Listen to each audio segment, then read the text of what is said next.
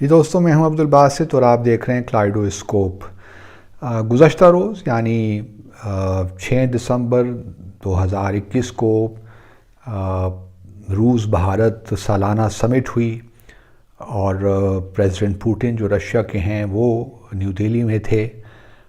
گو کہ ان کا دورہ صرف 6 گھنٹے کا تھا، لیکن جہاں تک سمٹ کا تعلق ہے، بات چیت کا تعلق ہے، جو ڈاکومنٹس تقریباً 28 ایم او یوز اور ایگریمنٹ سائن ہوئے، تو ایک لحاظ سے کہا جا سکتا ہے کہ بڑی کامیاب سمٹ تھی، اور یہ 21ویں سمٹ تھی، 21st اینول سمٹ۔ ہونی تو یہ پچھلے سال تھی، لیکن پچھلے سال پریزیڈنٹ پوٹن کووڈ-19 کی وجہ سے نہیں آ سکے، لیکن اس دفعہ 1 سال کی تاخیر کے بعد یہ 21ویں سمٹ ہو رہی ہے۔ اب جو ہے جو جوائنٹ اسٹیٹمنٹ ایشو ہوئی سمٹ کے بعد، وہ بڑی دلچسپ ہے اور بڑی جامع ہے۔ تقریباً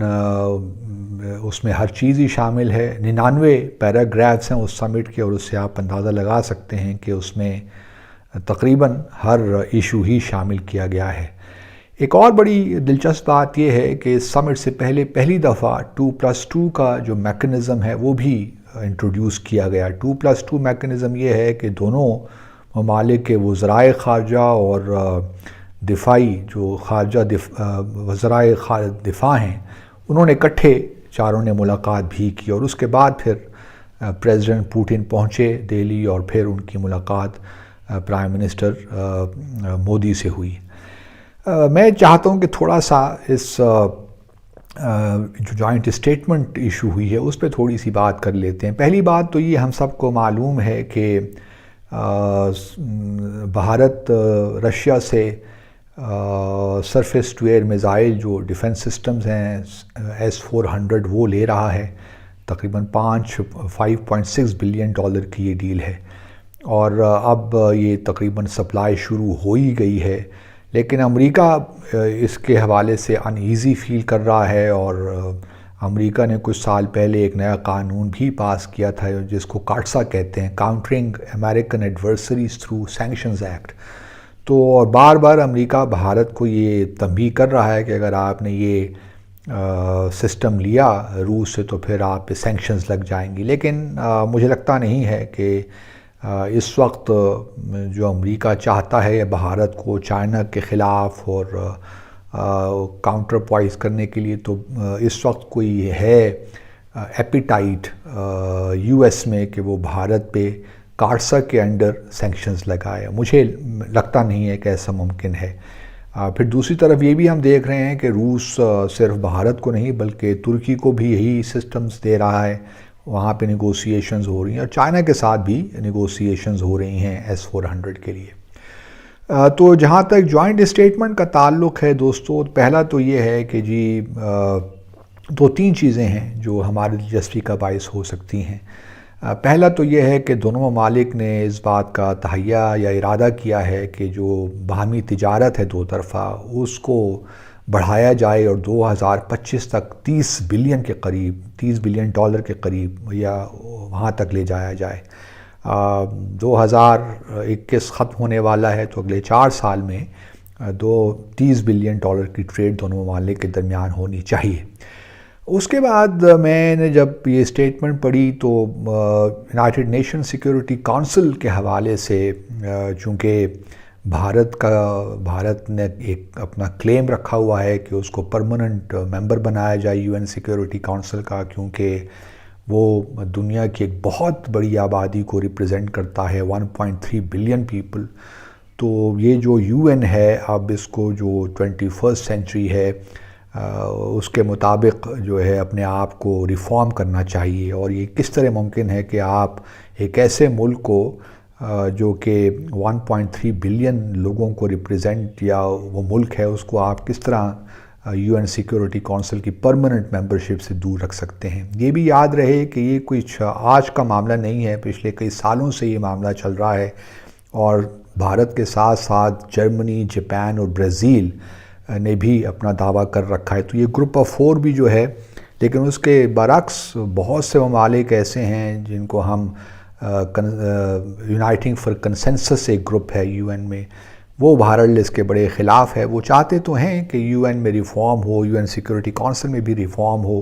لیکن یہ جو پرماننٹ ممبرشپ کا معاملہ ہے، یہ جو ویٹو کا معاملہ ہے، یہ ٹھیک نہیں ہے، تو وہ اس کے خلاف ہے۔ لیکن انٹرسٹنگلی اس جوائنٹ اسٹیٹمنٹ میں دوستو روس نے بھارت کا یہ کلیم اس طرح ایکسیپٹ نہیں کیا جس طرح شاید بھارت چاہتا ہوگا۔ مجھے یقین ہے کہ اس سے بڑی اس جو یہ پیراگراف ہے یونائٹڈ نیشن سیکورٹی کونسل کے حوالے سے، اس سے بڑی ڈسکشن ہوئی ہوگی، کیونکہ رشیا نے یہ تو کہہ دیا کہ بھارت جو ہے اس کو پرماننٹ ممبر ہونا چاہیے، بٹ یہ نہیں کہا کہ اس کو بس کل ہو جانا چاہیے۔ انہوں نے لنک کیا ہے کہ جب تک ریفارم نہیں ہوتے UN سیکورٹی کونسل کے، بھارت کو پرماننٹ ممبر ہونا چاہیے، لیکن اٹ شوڈ کم، یہ اس کا نتیجہ ہو جب یہ ایکسپینڈ ہو یونائٹڈ نیشن سیکورٹی کونسل اور پورے اصلاحات وہاں پہ آ جائیں، تب جا کے۔ یہ نہیں ہے کہ آٹومیٹیکلی بس کل جو ہے تمام لوگ ایگری کر جائیں اور صرف ایک آئسولیشن میں بھارت UN سیکورٹی کونسل کا ممبر بن جائے۔ تو یہ بڑا انٹرسٹنگ ہے کہ رشیا نے پوری طرح کھل کے اس طرح سپورٹ نہیں کیا جس طرح بھارت کی خواہش ہوگی۔ دوسری طرف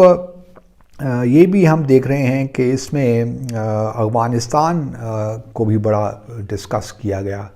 افغانستان میں انٹرسٹنگلی اس جوائنٹ اسٹیٹمنٹ میں وہ اس قرارداد کا حوالہ نہیں ہے جو افغانستان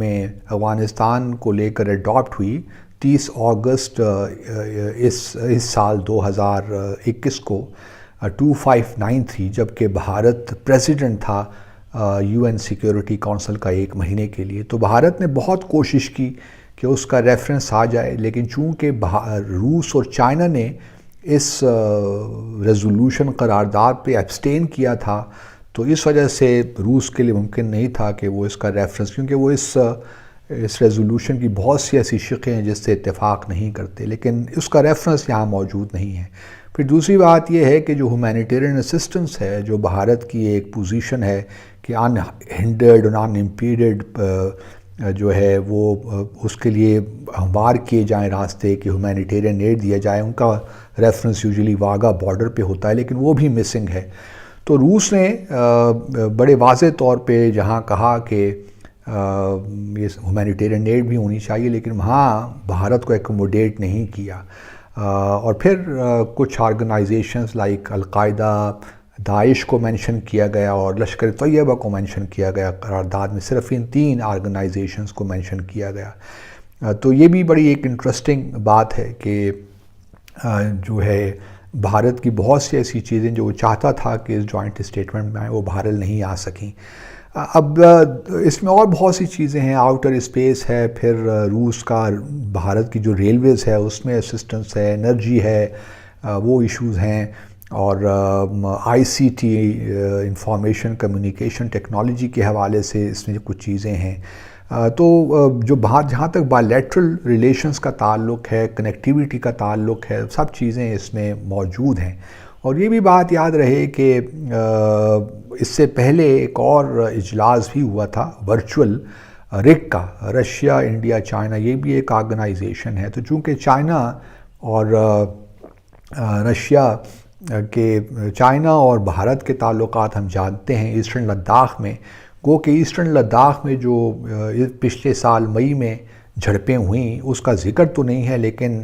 بھارت کا میڈیا یہی بتا رہا ہے کہ پرائم منسٹر مودی نے پریزیڈنٹ پوٹن سے کہا، اور پھر جو 2+2 کی ملاقات ہوئی اس میٹنگ سے پہلے، وہاں بھی یہ بات چھیڑی گئی کہ رشیا چائنا کو وہ سمجھائے کہ یہ جو ہے اس قسم کا جو ہے جھڑپیں جو ہیں اور اس قسم کا جو انکروچمنٹ جو ہماری لینڈ وہ لے رہے ہیں، یہ مناسب نہیں ہے اور یہ ختم ہونا چاہیے، کیونکہ اس کا بہرحال نیگیٹو اثرات مرتب ہوں گے، نہ صرف RIC پہ بلکہ جو BRICS ہے اور اس کے علاوہ شنگھائی کوآپریشن آرگنائزیشن بھی ہے۔ تو ایک قسم کی انہوں نے کمپلین بھی کی روس کو چائنا کے خلاف، اور یہ بھارت کرتا رہتا ہے، واشنگٹن جاتا ہے تو پاکستان کے خلاف اپنی کمپلینٹس کرتا رہتا ہے، اور اب روس چونکہ اب یہ جو معاملہ ہے ایک طرف تو ہم دیکھ رہے ہیں کہ بھارت یو ایس کا اسٹریٹجک پارٹنر بھی ہے، اس کو رشیا کی ضرورت ہے اس وقت چائنا کے خلاف، تاکہ چائنا اور رشیا آپس میں مل نہ جائیں۔ دوسری طرف رشیا کو بھی ضرورت ہے اس کے اکنامک پرابلمز دیکھتے ہوئے، وہ چاہتا ہے کہ بھارت کی جو اکانومی ہے، رائزنگ اکانومی، اس سے بھی فائدہ اٹھایا جائے۔ تو ایک قسم کی بڑی پیراڈاکسیکل سچویشن ایوالو ہوئی ہے، اور بھارت رشیا اور بھارت کے تعلقات تو بہت پرانے ہیں۔ 1900 جب سے بھارت کو آزادی ملی اس وقت سے چلتے آ رہے ہیں، تو پھر ان کی 71 میں ہم نے دیکھا کہ ایک فرینڈشپ ٹریٹی بھی ان کے درمیان ہے۔ تو یہ تمام چیزیں ہیں جو کہ ایک بھرپور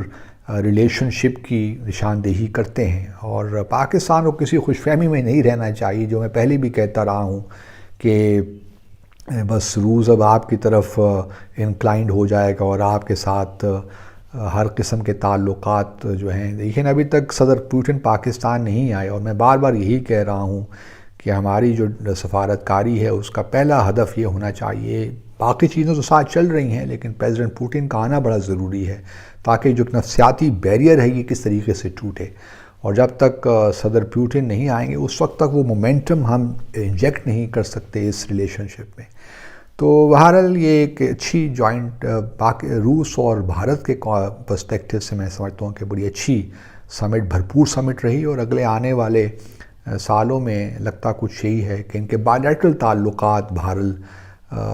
اسی طرح آگے بڑھتے رہیں گے۔ پاکستان کے لیے بھی یقیناً اپرچونٹیز ہیں اگر ہم سسٹین طریقے سے کچھ ایفرٹ کریں۔ آپ سب کا بہت بہت شکریہ۔